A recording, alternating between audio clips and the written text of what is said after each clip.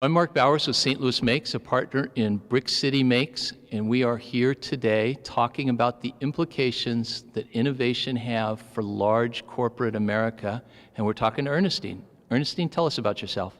Well, hello, Mark. It's good to be here. My name is Earnestine Benford, and I am actually a marketing consultant with over 30 years of consumer packaged goods corporate experience.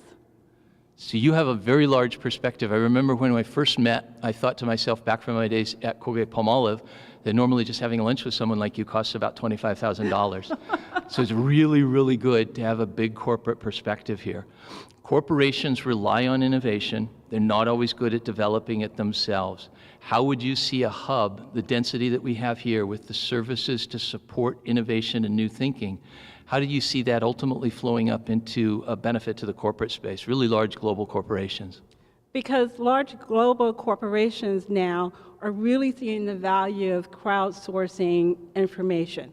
And to be able to access something like this as broad as the kinds of companies that it will be here would be fantastic for them to just reach out and touch new information, new points of view, younger people. Think about it. All of the real innovations are coming from 1- and 2-person teams. And so these companies are reaching out to those kinds of resources to really augment their own internal resource.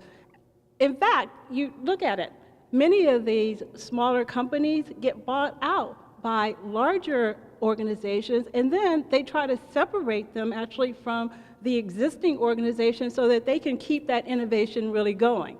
So to have this kind of resource at your fingertips could be a huge benefit for an organization that is really trying to infuse new thinking into their organization to really address the changing needs of consumers. Because you have a lot of these young people around here that are full of energy, full of ideas, and that's what some of these old, stodgy corporations really need in order to really accelerate their growth over the next 20 years. It sounds to me like I should have rethought this. I think what we're creating is a deal flow funnel. You might be, because again, some of them are actually investing money into their own incubator space when they could just come down here and access all the talent and the intellectual capital that you're going to have in this kind of a space. So I would think that a lot of the St. Louis companies or even global companies would want to come here and actually see what you're doing so that they can see how it could really, again, accelerate their growth trajectories out in the marketplace. That's fantastic. I thank you very much for your time.